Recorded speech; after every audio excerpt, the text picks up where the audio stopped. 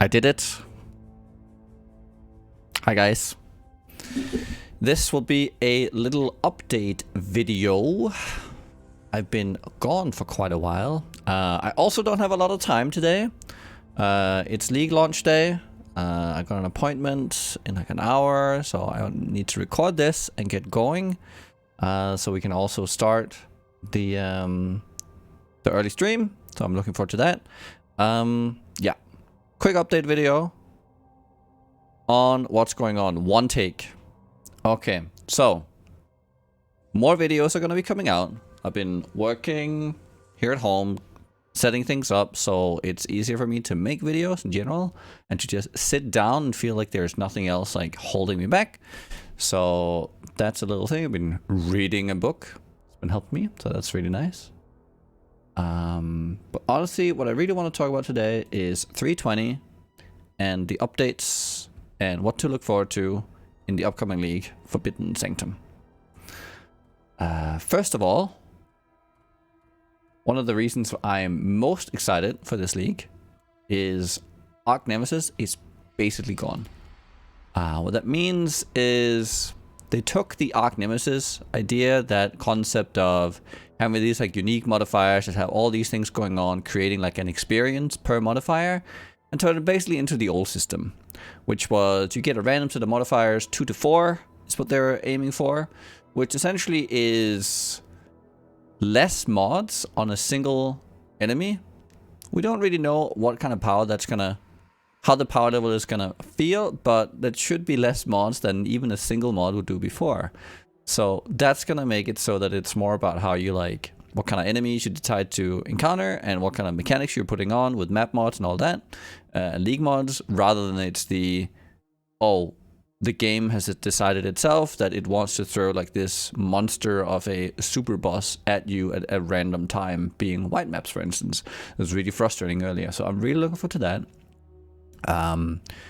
The Atlas, let's just take it. I have a little list over here, but the Atlas also is something I'm really happy to see change in actually a pretty significant way.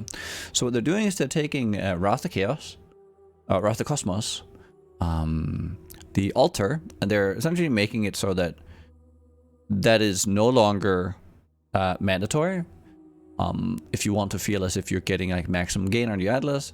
Obviously there are other strategies before as well, but this one was like one of the things you could just add on top, and it was just crazy with the amount of Eldritch orbs and stuff. So we will have less Eldritch, what they called orbs or whatever, the ones that change the implicits of your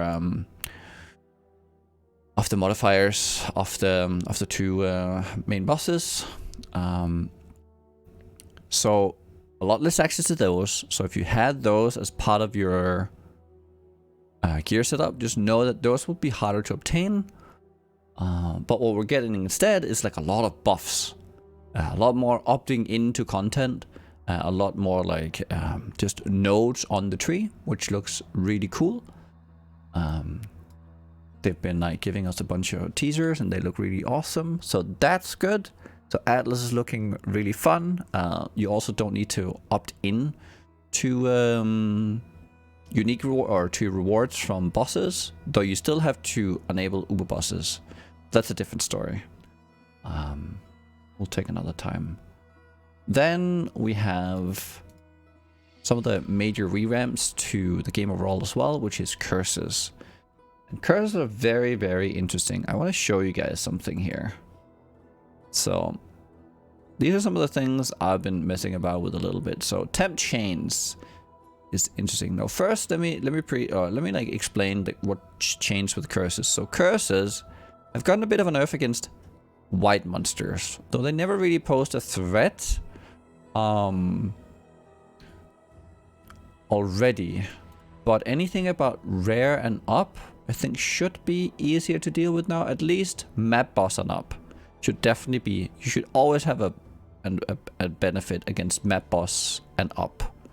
What that means is that there has been an inherent penalty to curses, which is 33% at boss. I don't remember rare. Doesn't matter.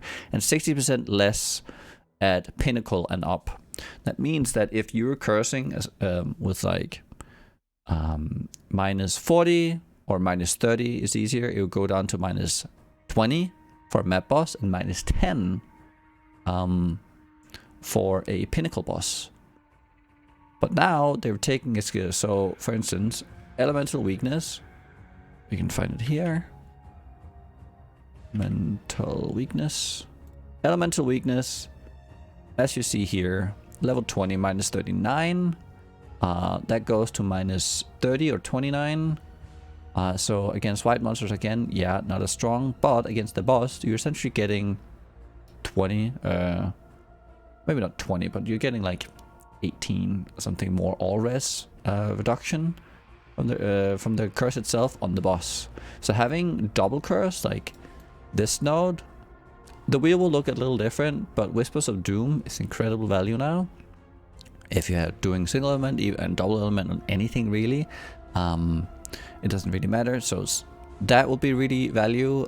Any item with extra curse, there's like the gloves, there's the chest pieces and all that, will have very big value. And corruptions on amulets, big value from curses, especially if you're bossing. Now there's one curse. So this change is also getting rid of Doom. But Doom was the thing to keep self-casting relevant before. Now they've just given all of us a reduction to automated instances, except one, which is temp chains. Now temp chains, yes, will not have as much action speed at lower levels if you're if you're triggering it with like temp on hit, but it keeps the 40% expire slower at every level.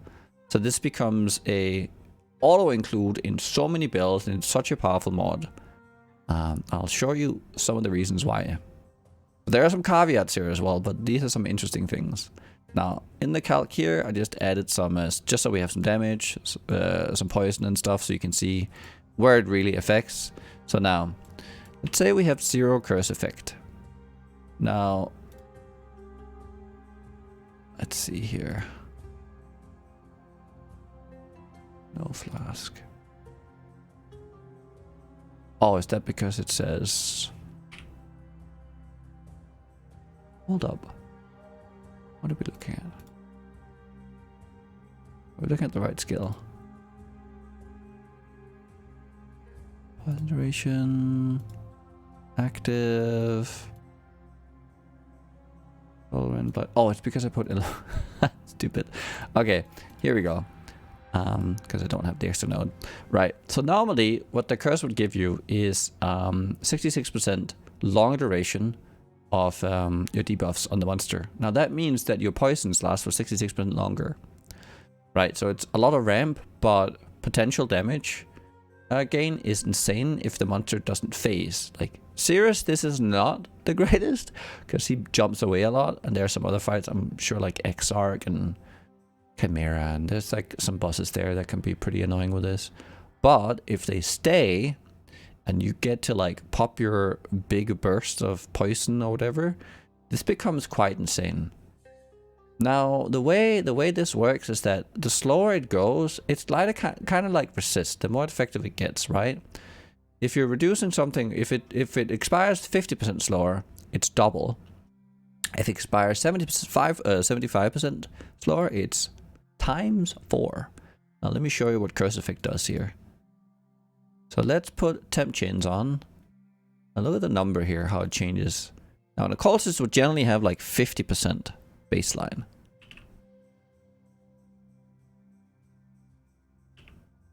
Now that's a lot of that. And bear in mind, this curse effect also helps all your other curses. So your Despair is getting really strong, big buff there. And the Enfeeble, if you're adding that. And the action speed as well. So having around 50 would put you at like 20, like mid-20s of less damage taken. I forget what the temporal chain level 1 is, but it'll probably be like 15 less action speed. And I think like another 15% minus chaos res. So it's really powerful just getting that amount. But then look So this thing is adding 150. Now this is where it gets really interesting. If you can find another 30, I think 38 curse effect. I think it's 88. The thing goes off the rails. Look at that poison damage, 300%. Now remember, that means that your poison duration becomes insanely long, as you can see here, 16 seconds. But if you can realize that damage, so if you're really tanky and you're just ramping, you can generally have enough damage to kill most things in the game if you can just survive. Also, it means that if you get a big burst out, you can just wait 10 seconds, run around, and, you know, anything where you can just run around, like, if you can realize the damage, it's really powerful. Now, there's another place here where this is actually really interesting. Now, a skill like Soul Rend and Blight. Now, these skills are notorious for you have to stand still to maintain the damage. Now, what happens if you get these, like, increased effects? All of a sudden, these start behaving a lot more like a skill like Essence Drain, but without having to play Essence Drain with a higher damage uptime. So this is something I find really interesting. As you can see here, like your skill duration for each Blight with some duration, and then the... do I have the temp chain on? No. So now, right now, you see 4 seconds, 4.5. Boom. Now these are lasting for 18 seconds. That means that, let's say it takes 4 seconds to ramp up, the full Blight damage would be going on for another 14 seconds. That's pretty insane. Then you have stuff like Vol Blight.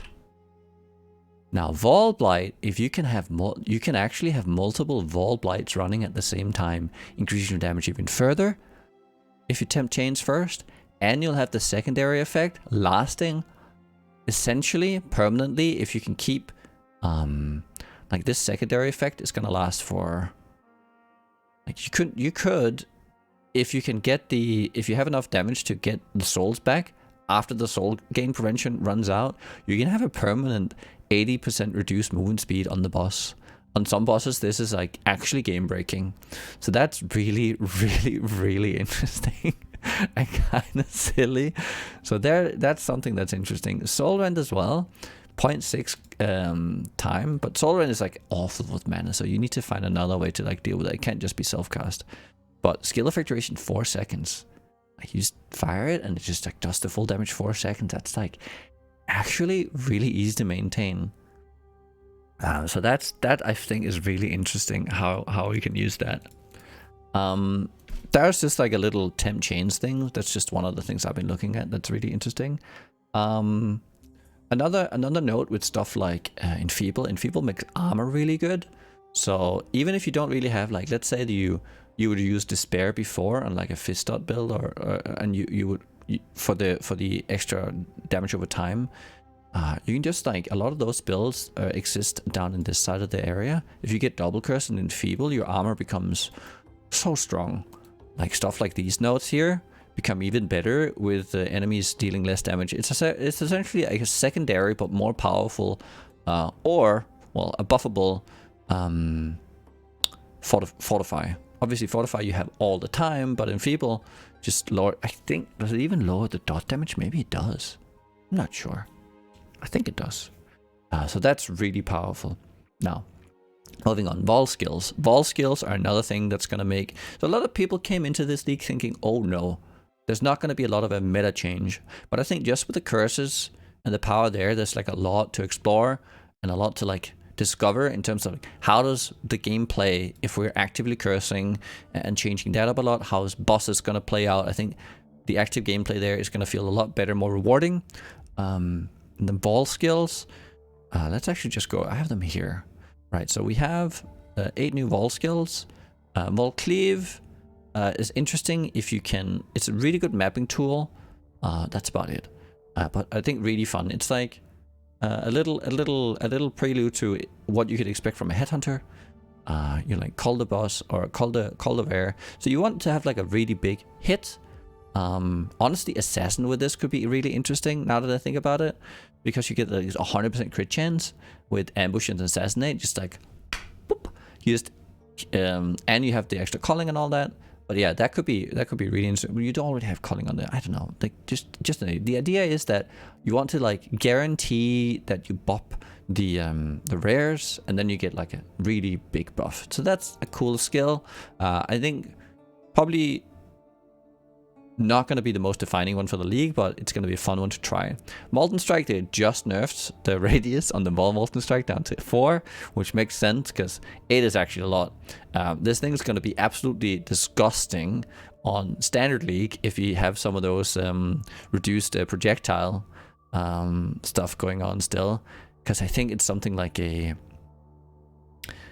forget how much it is. I did the numbers yesterday, but each Vol Molten Strike is like doing 20 or 40 Vol Molten Strikes in one hit with the overlap, compared to normal Vol Strike if you're just doing projectile based and reduce projectiles. So it's actually insane. For what we get, which is like the current league, you don't get all the reduced projectiles. You get some, but the effect is actually really powerful. A really good tool for clearing. Lots of damage, cannot be evaded, is really nice. So I think it's actually going to make the skill feel a lot better for clear. It has very low vol gain, and it's 3 charges per. So I actually think Molten Strike is looking pretty good. I think we're going to see some cool Molten Strike coming out. Smite is more about the buff now than the double hit with the strike skill stuff. So anything that scales aura effect and needs the base damage, this is really good. The Vol skill here, I mean, the cannot be evaded is going to be really good for support as well. And I think any skill that doesn't use a normal Vol skill to reduce damage, this will be such a powerhouse to add on top. And even just like, I mean, yeah, I don't know. We'll figure it out. Smite is good. But yeah, if you're using it for an actual attack, it might be worse than before. Volcanic Fissure. Vol skill is like just more clear. I don't know. I feel this is probably the least interesting one. It's like, but maybe it'll actually be really good. We'll see. Because it is like, it's Molten Strike, but from range and different. So it's interesting. I don't know. I'm not really sure about this one. It's kind of like Molten Strike, but different. So Molten Strike was a strong skill, so Volcanic Fissure could be a strong skill. Scales the same way. Maybe it's nicer. We'll see. It's a slam as well. So that actually opens up. It's like if Molten Strike was a slam, Volcanic Fissure. That probably does open some things up. Interesting. Blade Flurry. All sorts of memes here. So there's actually, the Vol Blade Flurry is actually really strong. The less damage taken, can't be evaded, all these things, really strong. Like you can actually click it and things will die. People are talking about like Vol Breach, they're talking about worm stuff again, where you stack all these extra enemies on the boss and then you pop, because then all the AoEs will overlap and hit the same enemy. Potentially very powerful. Another thing you can do is you can actually have a really slow attacking weapon on, and then you can, I think that would work, and then you extend the duration, which you have less damage taken. And if you have like, I mean, you could have like an RF or something. You could have all these kind of things where like you take a lot of damage. I've been thinking of maybe making a block and counter attack build, and you just kind of sit there and hold this long Vol Blade Flurry, and they just hit you and die while you can't die because you have all this less damage taken. So kind of a cool skill, both if you want to use it full for offense or defense. Caustic Arrow, it's actually, we're like, oh, surely they can't buff it enough or give Vol Caustic Arrow enough damage if it doesn't overlap to be relevant. But they did. This seems relevant. That's a lot of damage. And it lasts for a long time. 2 charges. This will definitely make it so that for mapping, bossing will no longer be an issue on Caustic Arrow. Not that it really was that much, but I mean, obviously single target on Caustic Arrow, full Caustic Arrow, it's always suffered a little bit. So that's strong. Flicker Strike. Now here we have again similar ideas as Blade Flurry. You can, so the way this thing works is that it stores wounds on the targets it hits, and then they all explode at the same time at the end. Now you can store all the wounds on one target and then hit for a single hit. So people are making Ignite builds. They're making builds around this node. So Dan has a really good POB for the Poison Mastery. You can stack more of these on cluster jewels. Jung has a really good ignite build. If there's something, if you want to see some more fleshed out builds, you can do stuff with Impaler, where the last hit comes in and then you impale. You can do bleed as well. Like, you can do it with anything really. Now, the one thing to note is that if you rely fully on this, remember, if you're just playing Flicker Strike, those are generally builds that require a lot to feel functional, just Flicker Strike. So this can probably be like you play a skill, and then you have like a juiced up link somewhere else.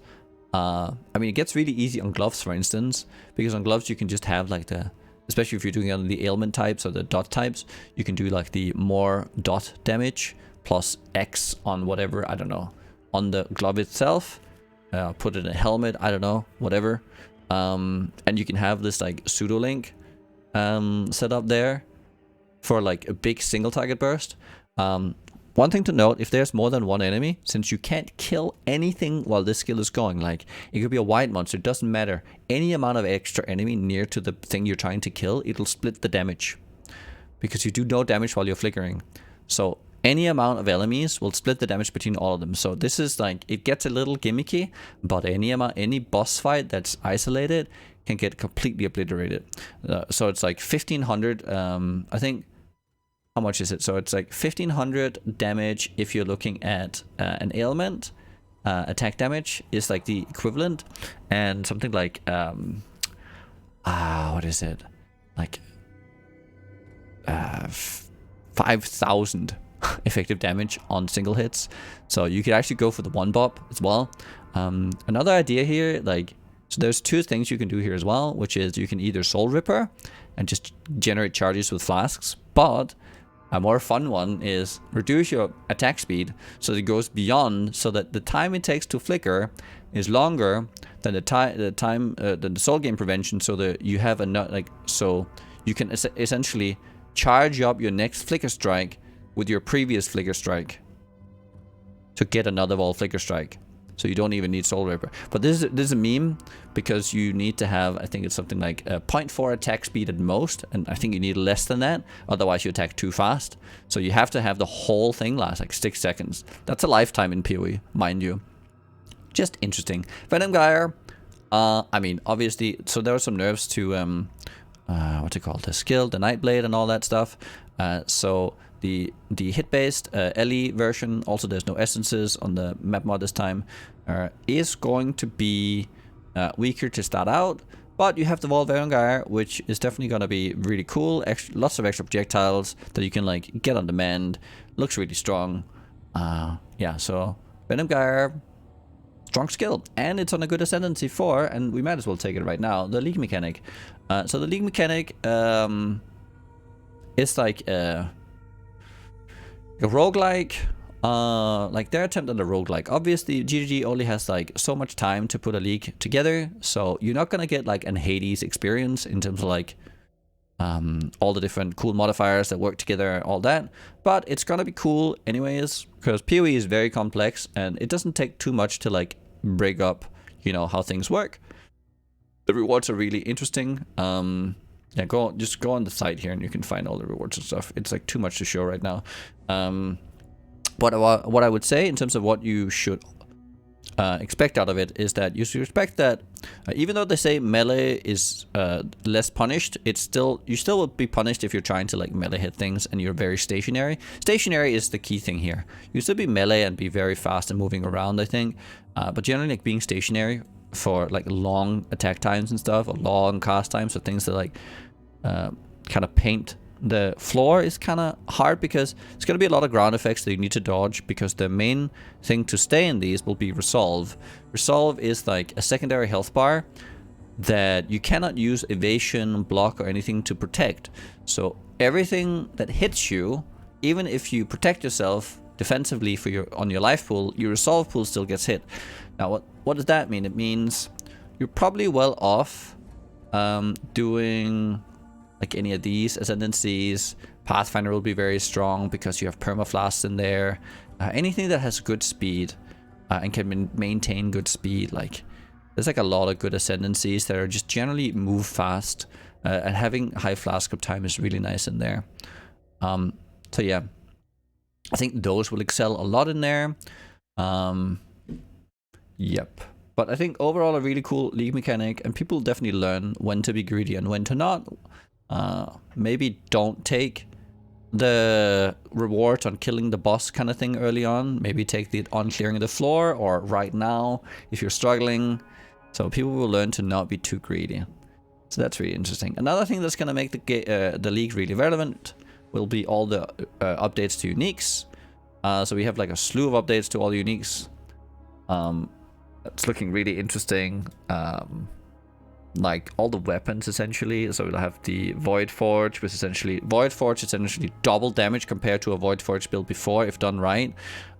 Shaper's is back to what it used to be if we'd gotten the numbers when they did the weapon updates. Lion Eyes is updated, Soul Taker is updated. All of these will be very rare, so when you find them they're gonna feel very powerful. So that's really interesting. I'm definitely looking forward to dropping some of those. They're finally giving Voltaxic 100% conversion again. That's really cool. Yeah. Then we have all the Uber uniques. For a while back, they did a race for people to get Ubers. And they've just released all of those. There's some insane boost by Lighty. There's like a crazy amulet or jewel. There's like 2 crazy flask, explode flask, and essentially I'm immortal flask. I don't know. It's some insane stuff on the Ubers. So farming the Ubers is gonna feel really rewarding. And this is like the only thing where I'm like, this is starting to look not too good is the Atlas with Ubers, because a lot of these things give you essentially tickets or fragments to enter, and if you're not running the Ubered version of these and not having the opportunity to find all these cool uniques, I don't know. So prices of fragments and these kind of things might go up like crazy to the point where you feel like it sucks running them yourself, which is kind of sad if you're really into bossing. So maybe we're gonna look at kind of a Legion all over again. Hopefully not, but we'll see. Other than that, I mean, all the items look really insane, really crazy. All the new stuff, the skills, all the updates. I think, regardless of how much we would like a meta change up, I think we're gonna get a pretty reasonable meta change up, just because there's a lot of interesting stuff to try and chase. And I think that in itself, that you feel compelled or you feel motivated to go for something different because of how the game's changed up, like Archnemesis making it easier to just try things because you're not going to be blocked by things that essentially, like, where if I don't have tons of pen, or if I don't have all the mobility and movement speed, or if I don't have all these things, I can't really play the game. That's kind of gone with the Archnemesis update. So really good update so far, honestly. I'm really looking forward to playing this league. It's been a while, but all these updates I think are on point for the most of it. Well, 99% honestly. So I'm really excited. What you can expect from me this league is I'll probably decide to play SSF softcore. I wanted to play hardcore, but my internet has been really, really bad right now. And I'd rather have a good experience where I'm not frustrated with the internet. Because of, so I think that's where I'm gonna land. Then once my internet's better, then we'll definitely go back to Soul Self-Found hardcore. I really want to play there again. Other than that, I'm going to try making some quick update videos every now and then. I can't tell you exactly how often, but